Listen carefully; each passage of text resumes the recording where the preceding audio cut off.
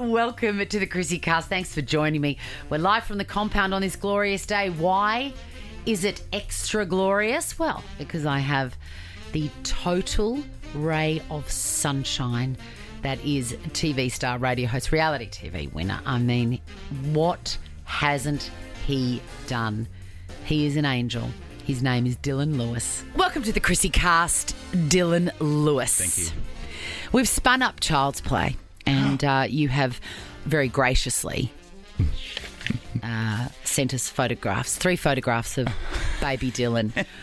The first one is you looking very cranky. You look like something from Sesame Street or The Muppet Show sitting on Santa's bench. That's probably about, look around, maybe I'm about 2 or 3 there. So it's mid-70s, and yes, I'm benched. And although it looks like I'm a sad Muppet, apparently my mum assures me that's me being really happy. I'm just so happy, my expression fell off. And I felt so, and she does a similar thing when she gets really happy. It's like a content face, even though it looks a little bit sad and grumpy. So you get calmer the happier you get, do you?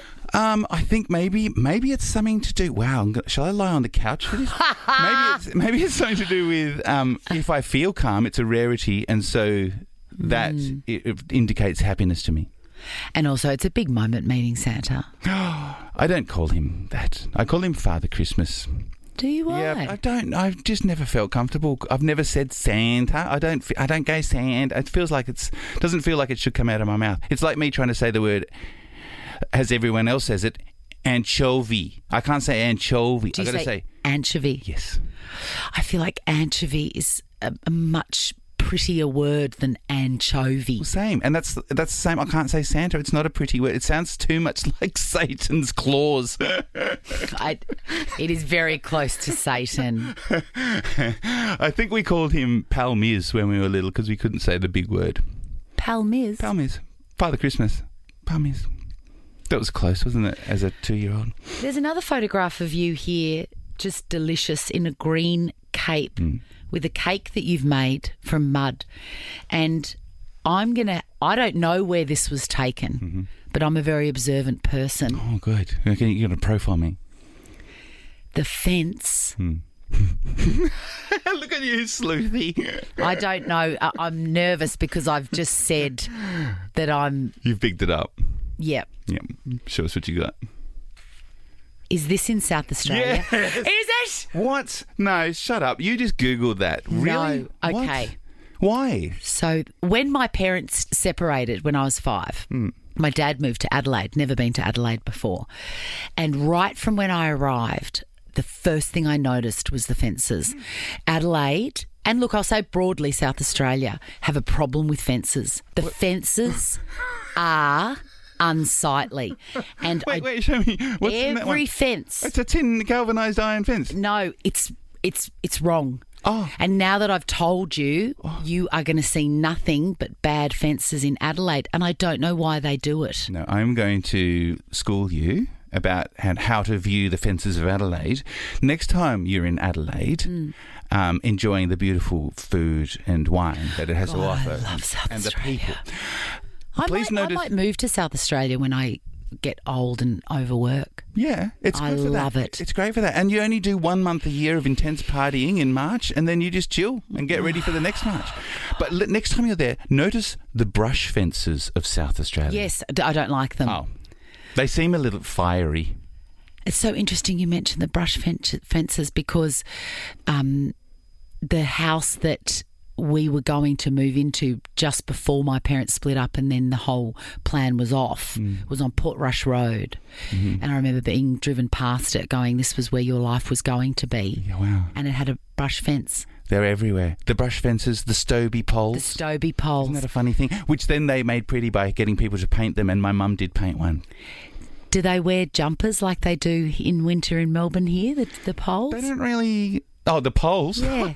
They don't really get winter in South Australia. What? No, it's just warm. It's hot there all the time. I just had my mum...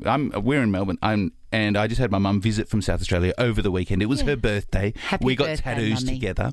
Did you? And every time she comes, she's like, I didn't bring a jumper because I looked at the weather and I'm like, Mum, You didn't bring a jumper because you want to go shopping and buy a jumper here. Just admit that. You know the weather in Melbourne is going to be very different from Adelaide. You need layers. You need layers, layers, layers in Melbourne. And which is great because every time you go out, you have 4 or 5 different fashions that you're going to present to the world. I've never heard that Adelaide is always warm. It's hot. It's that dry heat. When I was living there for a while, when I first started doing breakfast on Nova in Adelaide on 919 with Hayley Pearson and Shane Lowe, when that first started, it was a shock to my system. Because I was born there. I was born in Adelaide and then moved here to Melbourne when I was 5. When my parents split up, there is the first of the coincidences that we're probably going to notice today, of which there are many. And hang on, when's your birthday? 19th of February. Oh, that's right. I thought you said you had a... Oh, no, your mum's birthday. When's your mum's birthday? It was on Friday. November... 15. Okay, I'm 3rd. Close enough. Of what? November. I know. There's another coincidence. But it's hot, and the dry heat of Adelaide when I first moved there was... I couldn't move. I didn't know what to do with myself. I'm really Melbourneized now. Yeah. I had to just lie down most of the time underneath an air conditioner or in the entrance to David Jones. See, I love the weather, right? And what I've always done, it annoys me that you can only get a 7-day forecast. So how I've tricked that is I've noticed that Adelaide's weather is Melbourne's weather a couple of days before. So I actually check the Bureau of Meteorology app in Adelaide. Dude, it's like you've discovered this and you're the first person to have discovered this. This is a normal thing, I'm sure. It comes to us eventually. Yes. So if Adelaide is having 38 degrees on a Friday, I know Sunday in Melbourne is going to be 38 degrees. In the morning and then pissing down in the afternoon. These photographs. Can I talk about this photograph that you think you've only noticed the fence behind me? Before I need to, what tattoo did you and your mum get? I've written that down. Good question. It's there. It's healing at the moment. Oh, it's the jester. Yeah, it's the the marot. sad jester. The marot. That's the thing that the jester holds. It's the little stick with his own face on it, which the marot can say all the bad things, and the jester doesn't get in trouble. Why didn't you put your face on that? Well, maybe it is a bit... Because this is a marot. My mother is obsessed with clowns, jesters, as am I. We are both strangely obsessed with this as an archetype. And she makes marots. And she used to make them for dignitaries and people who had everything, who needed a gift. And the office would put together and buy a marot with the face of this judge or whoever was buying it. Wow. Obsessed. And so this was a marot that she made. And then she sketched it. She's also an artist, a drawing artist. And then this tattoo is the tattoo of the sketch of the thing that she made, the marot, on the person that she made, which is me. I wasn't going to get the same one as her. We were just going to get tattoos on the same day. It was going to be cute. Yeah. And it was her 75th, and I've just turned 51 now. So it felt like a nice, neat moment. I was going to get another thing, and then I saw hers, and I'm like, no, I want to get the same as you because I love you, and I want to honour that, and I want people to ask so I can say that's because I love my mum. And that's what it's about. And all the other things that jesters and marots symbolise. It's magic. It's a magical world. Your mum sounds magical. Yes, she is. She is a beautiful artist lady, very stylish, and makes great art, including me. How does it feel to be loved by her? I guess that's a lovely question. Wow, Chrissie, you're good. I haven't thought of that until just then when you said that. It feels, I guess it's safe. I feel safe because it's mum and it's an unwavering love. But I guess I feel lucky that it's my mum and she loves me and she made me, and because she's an amazing human being. I've got lots of amazing parents. She is one of many. Wow. And they're all fascinating and inspiring human beings who, I would like to be like one day. How can you have so many parents when biologically usually works that you can just have the two? Are you trying to do some science there? You're magic. I mean, you are magic. Well, similar to you. When the parents split up, they both got new partners. And they are, I consider, my step-parents, my parents as well. And then there's like parents, when you have your best friend and their parents become your second mum or your third mum as well. I've got them. So I consider myself lucky enough to have quite a collection of parents. 2 of them are biological and the rest are parents. Right. Takes a village. When you were a kid, did you feel different from people? Yeah. I mean, look at me. Of course I felt different. But do you mean in regards to coming from a family of divorced parents, or because I look odd? Actually, neither. No. Because I don't think you look odd. No, thanks. Should have seen me growing up. It was an ugly duckling syndrome. It was like, Really? What the hell is that supposed to be? And then it grew into this, and it was like, oh, okay. You look so cute to me. I just want You're to too cuddle lovely. you all over. What is it? A little? Oh, with the pictures that you've got, you're gonna put these out to the world, are you? Look at that beautiful boy with the little box. I know. on his head. Those pictures, I chose them because they actually remind me of my son, who's 11, and his squishy face and squishy lips. And that was me. But I think I was a bit in my own world. And, later in life, perhaps this has been explained. But then my world was just a little world where music happened and dress-ups happened and clowning happened. Yeah. And I just sort of made my world how I wanted it to be. And that was fine. My parents encouraged that. And so the picture of you which you thought I was holding a cake, it's not a cake, Chrissie. Can't you tell? That is my car. I made a car. Wow, it looks. What I'm holding is a looks like steering a wheel. cake. No, that's a steering wheel, and it's got a. And you've got the lights I've got the on headlights. your nether regions. You are tootin'. That's my car. I'm not sure why I've got a cape on. Perhaps it's a supercar. I'm not sure. Back to the question that you asked that we moved on too quickly from, where I said, did you feel different? And you said, because I looked different or because my parents were separated, and I said neither. I suppose what I meant was, did you feel like your brain was wired differently to other people's? And when you talk about dressing up and magic and music, I imagine that started from birth and, in the haven of your home. And then when you went out into the real world, into school and uniforms and no hair past the ears, did you start to go, oh, okay? You know what, Chrissie? I wish that it was as simple as a little awakening like that. Is this a place where I be honest? Yeah. Is it? I reckon. Really? Okay. Honesty will set you free. Honesty. Yeah, but I'm still getting used to the honesty that I'm about to have a go at because it's really new to me. Mm-hmm. And so recently diagnosed ADHD at the age of 51. This is in the last few months, Chrissie. And prior to that, I've always thought, okay, the world seems a bit hard to fit into. And maybe that's why I created those bubbles. I had no inkling that maybe my brain was wired differently. I just thought that I didn't fit in the world, and so I made that world where I did fit, Yes. And that's what you very amazingly picked up on. So now I'm in the strange place of looking back at my entire life and going, oh, like even just then, what you just did then was an oh moment for me. And that's happening every few minutes. It's every time I look back on anything that's happened, in the career, at school, friends, weird crushes I had on girls for 4 years, which now in retrospect seems creepy, but I was just really focused on having a crush, all those kinds of things. They all make sense. That was probably enough. The crush was enough. Well, it would have been nice to maybe Would it? hold hands with her one day, and that never happened. But I think that would have been a disappointing outcome. And I want to maybe. I want to ask you, I feel like I understand you. And the minute that I, saw you on Recovery, we weren't friends. I was just a viewer. But the minute you came into my consciousness, I don't know, I just instantly was like, oh,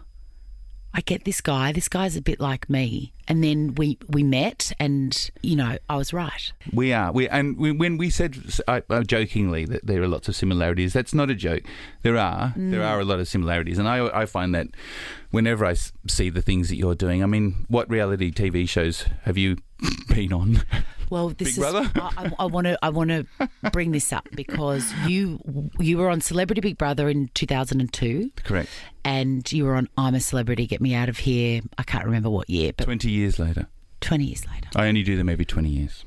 Now, when you won both of those, I thought everyone's watching this thinking, oh, it's just a stupid show, whatever, doesn't matter. But what did it mean to you to get that obvious, irrefutable approval from society that you were accepted / the best? You're asking all the hard questions. Oh, am I? Yeah, no, they're really good ones that I need to start probably thinking about because I don't do anything for that recognition. Yeah. I just find myself in places, or even all my jobs, I wasn't seeking them. I wasn't searching for them. They sort of just happened. Recovery, the music show I was working on, I didn't mean that. I didn't study journalism. I studied teaching. You know, I love music. Me too. And another one. How many are we up to? 10. So many. So many. So I don't go out there doing it to get approval. And it's you know, I guess it's a nice thing for people to go, oh, I like what you do. But in my head, and you know, even doing I'm a Celebrity in 2022, I didn't know what was going on with my head. I just thought, oh, I'll just keep doing what I've been doing for the last 50 years and trying to have fun and trying to fit in and trying to make people happy. And maybe there's a bit of people pleasing going on, but I hardly even see the nice comments. You know what I mean? Yes. Like they're important that the person has said the nice comment, important to the person who said it. I see the comment and I think that's a beautiful thing. Good. That's a positive thing. But I don't go, cool. They think I'm cool. I don't think that. What I do see is a negative comment. And it might be 1 in 300. And I'll see that and I'll think about that for days. And, you know, I'm trying to work on this stuff. It's only now that I'm realizing maybe why these reactions happen and have always happened. And I've just sort of dealt with them quietly, as quietly as I can in my own private life, you know, but... Do you think that those negative comments stick in your craw because you know they're not true and you want to help that person understand? Yeah. I hate injustice. I can't do it. I don't understand how anything can be unjust. I don't understand it. And so if it happens to me and I've spent my whole life trying to make everyone feel comfortable, that's what I try and do. And it's probably problematic to sometimes because I'll be last on the list. Yeah. You know, just trying to nail my own hand onto the cross, and it's impossible. But I'm exactly the same. I'm not being martyry. And I'm saying I'm not suffering. No. This is that comes very naturally and it feels good to me. I want people to feel comfortable. I just want people to not feel anxiety. And maybe that stems from I know what it feels like to feel that discomfort, so I don't want anyone to do that. And so that translates, Chrissie, into all the jobs. And it's like, oh, there were signs, Dylan, there were signs. And so, you know, doing something like a music show or recovery or, you know, or radio shows, you know, doing Double J at the moment, doing Nova back in the day, all of these jobs require that I do it all properly. I make sure that everyone's happy. I make sure that if I'm interviewing someone, they're happy. Their record company's happy. The fans are happy. Do you know what I mean? Make sure everyone's happy. And then the beautiful magic happens. When the people move the mask away and when the people feel comfortable. When they're comfortable. Yeah. And then the people who are listening or watching or relating to it or whatever, they go, oh, I'm connected. Because it's a real moment instead of all of the blockades, you know. And so unconsciously and feverishly, I've been doing that my whole life. But now I'm starting to know why. But now it doesn't have to be. It's been a big transition year this year, trying to work it all out and trying out fucking meds for the first time. What the hell, you know, trying to get that right and feeling okay. Well, this is a transition stage, but I feel like the future can be bright. We're not there yet. I'm not there yet. Yeah. You know, but my kids are going to be a step closer than what I was. They're going to they know about me. And yes, but they've benefited enormously from being your children because of how well you have had to learn about yourself to survive the world, I think. And the comfort thing is important and some people can do it. It's like a superpower, and to give comfort well is really like, it brings me so much happiness. People pleasing, it's a buzzword at the moment. And as soon as I saw it, I'm like, oh, that's me. And then I realised, oh, they're saying it's a negative thing. See, there's so many of these words that are too weighted, and I'm looking forward to the next bit, and it should happen soon, where we can change some of these words and get ownership of words that have been turned into bad words. I can't see how people pleasing people. How is that negative? I can't see it. Unless it's negative because you do it at the detriment of yourself. So it's there's a balance there. But I don't understand why the word woke has become a horrible word that describes horrible people. No. We were just trying to be awake and not asleep anymore, and move and evolve humanity. What?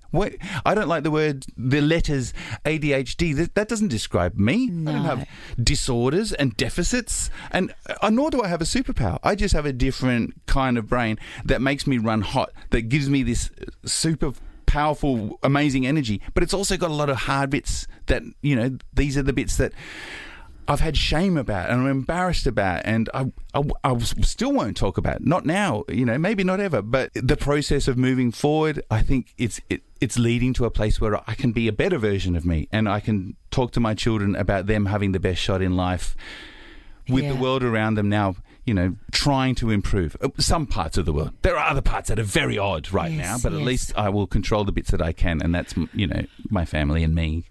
I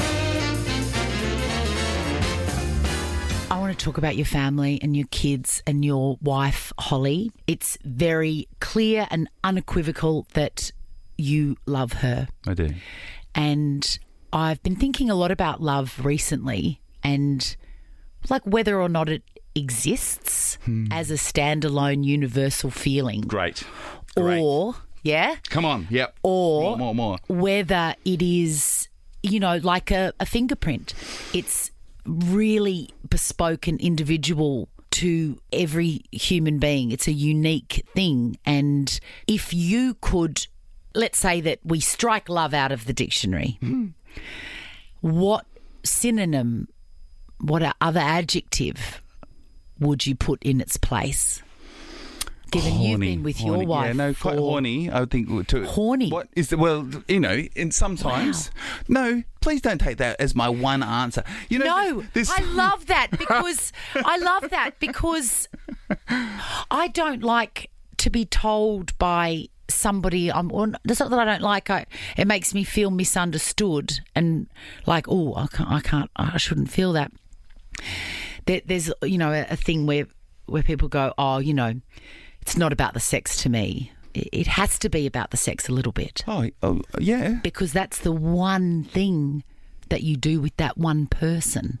So it has to mean something. I think so. And, I may have sounded a little frivolous, but it is important that I find my wife incredibly sexy and beautiful, and have always felt that way, and feel like she's getting hotter, and that sounds trivial and shallow, but it, like you say, it's part of the equation. There are some languages that have many words for love. Yes. To describe maybe various kinds of love. I love ice cream, but I love my wife. I love, driving, but I love my children. They can't all be the same amount. They can't be the same quantifiable love. No. Do you know, Chrissie, this is a thing I've been thinking about since I was very small. What's love? What is love? Me too.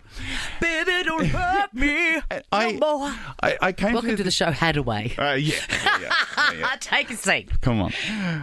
I decided long ago never to walk in anyone's shadow. Yeah. That love needs to be on the periodic table. I decided this. As a scientist... I'm not a scientist. As a observer of life, I decided that if we could just prove its existence by calling it an element, putting it on the periodic table, then we can start to take it seriously.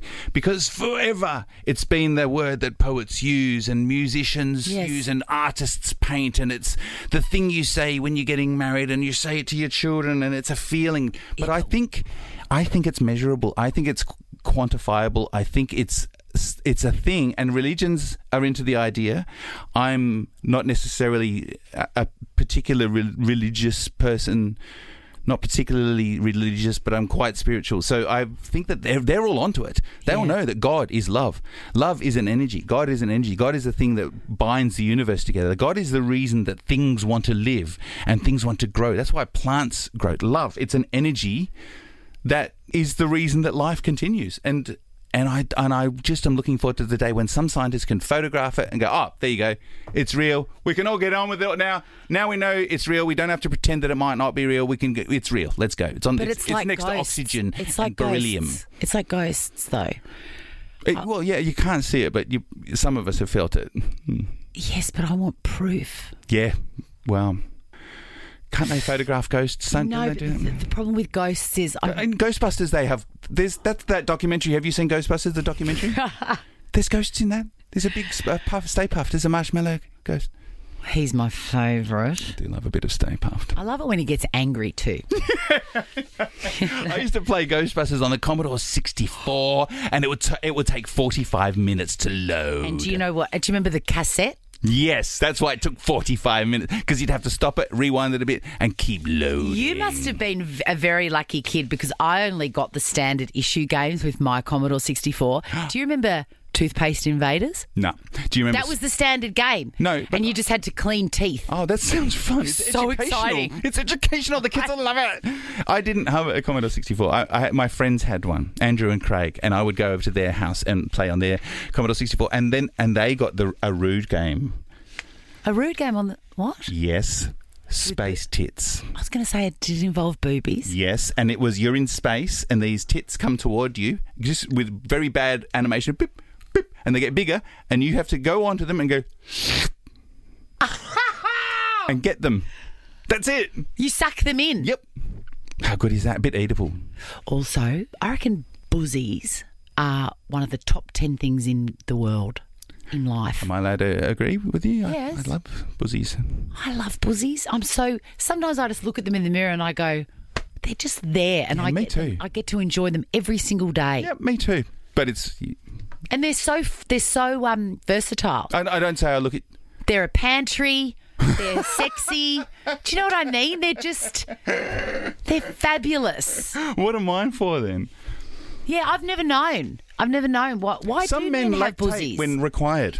What? We're like a spare part, I think. I've heard of somewhere, maybe it's an island, where there was a lack of lactating women, and so the men started to get some man milk. Wow. I'm not sure if I'm making that. I feel like luckily there's people who would fact check this, isn't That is added to the list. I feel like I say to my kids, because, there's this big kind of, I think it's a lie that we've been told that the good old days are better than now. And I say to them, this is a great time to be alive. Mm-hmm. With a brain like yours and a brain like mine, Google has changed my life. I'll Google man milk. Yeah, you've got to be careful with that. Whereas history. when I grew up, what the fuck was there? There was a set of world books that my dad paid off for 5 years. By the time he'd paid it off, all the information was outdated. How funny were encyclopedias? Yes, Encyclopedia Britannica. And someone would come to your door and go, would you like to buy and you go, we just bought one last year. It's like, yeah, but there's some new additions. That's right. We've got new words in there like skibbity. Oh, do your kids love skibbity? I don't know if love is the right word, but I'm trying to learn the language so I can embarrass them more. Skibbity, Ohio, Riz. Something Ohio the Rizzler? Oh, man, you're advanced. You're like level 3. I'm still on level 1. I had the best laugh of the month with my middle son, Kit. Chrissie's laugh of the month. And... isn't it great being a parent? I want to move on to that in a second. But I'll tell you about my laugh of the month. We were in the car. I was driving. My daughter, who's 11, was in the passenger seat, and Kit, my 13-year-old, was in the back. And they're all magic in their own way. Yes, right? They are. I was talking to Peg, brought up a story about... I can't even remember what it was, but it was clearly an urban myth. And I said, I've heard that before. It's an urban myth. And then, of course, the next, what is an urban myth? And I explained the concept of the urban myth, and that was it. And then just from the back, I hear Kit go, "Skibbity myth." Oh, that's beautiful. And then we locked eyes in the rear vision mirror, and I was belly laughing, and I can't explain why. That's but it beautiful. was the funniest moment of the month. That's the best of it. I learnt one last night, Chrissy, you could try out with the kids and see how it goes. It's when you've got a message that can appeal to anyone listening, you go chat. Okay, put it in context. Oh, God, I knew you would say that. No, because I feel like I've heard that. That's chat. Do you say? Yeah, you say chat. Okay. I can't remember how to put it in context. So, what probably. about this? I'm going to sound like an old person. Water is essential. Is that chat? I think you do it like this. You go, chat, water is essential. So it's like a group chat. Oh, like a Just let warning. everyone know here. Oh, I love it. Please don't quote me on that until you do further research, but I believe that could be probably the context you do it in, chat. Because I've started family meeting and I prepare an agenda for dinner. And if there's just something that comes up, like I thought, I know everything there is to know about protein. I don't reckon my kids do. I think that's important. Protein. So then I'll prepare like a little, and then we talk about it at dinner. Presentation, a TED Talk sort of deal. Yeah. But I'm going to say chat. I'm going to go chat, protein. Have a go. Yes. See how it goes. And please don't blame me. Not Uncle Dylan's fault. You became a parent for the first time around, I think, the same time as I did. Yes, Rose is. She's just turned 16. So Rose is 16. Yeah. Leo's about to turn 16. So, yes, I thought we were aligned Is there. that another coincidence? What is, and we'll have to finish on this even though we could talk forever. Oh, damn, what? I know. No, okay.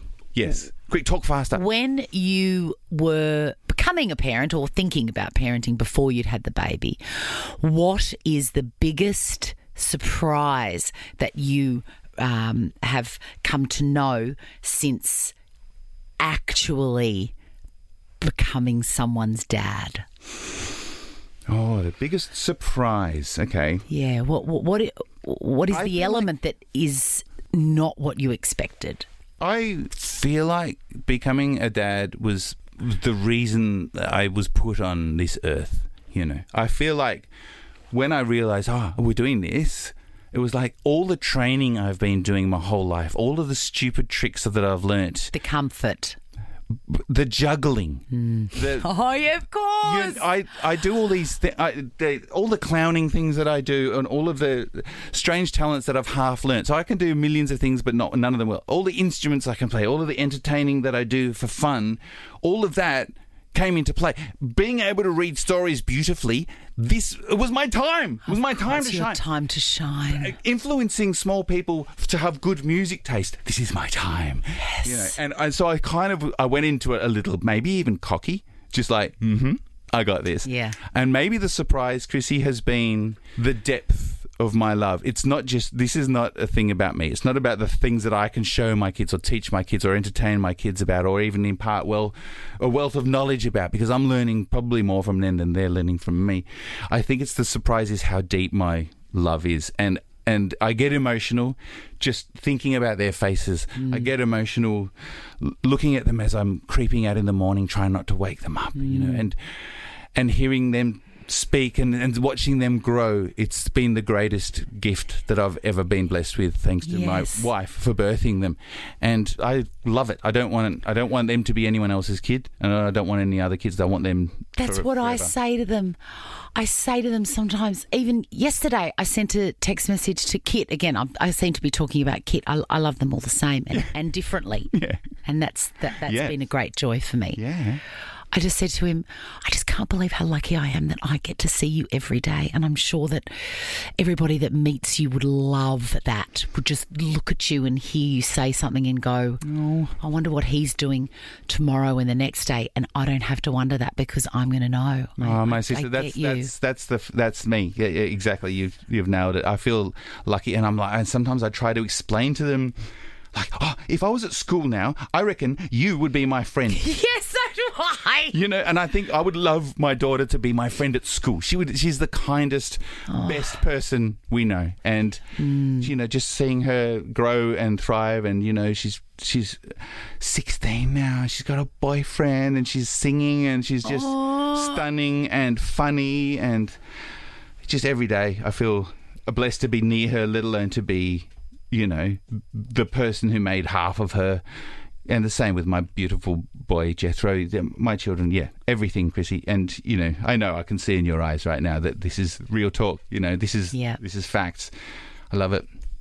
I think the greatest thing that I learnt and wasn't expecting was, and I will get emotional about it, because, you know, I've been an odd person my whole life, and I found it so comforting to, you know, live with people that I can really show myself to, and they really like me. It's really nice. They do, sweetheart. They do. It's really, They really are lucky. nice. They are lucky children. You know, you're an amazing woman. They know that, and they get to be with you every day as well. That's the rad part of this deal, isn't it? So lucky. It is a totally rad part of the deal. Word. Spot on.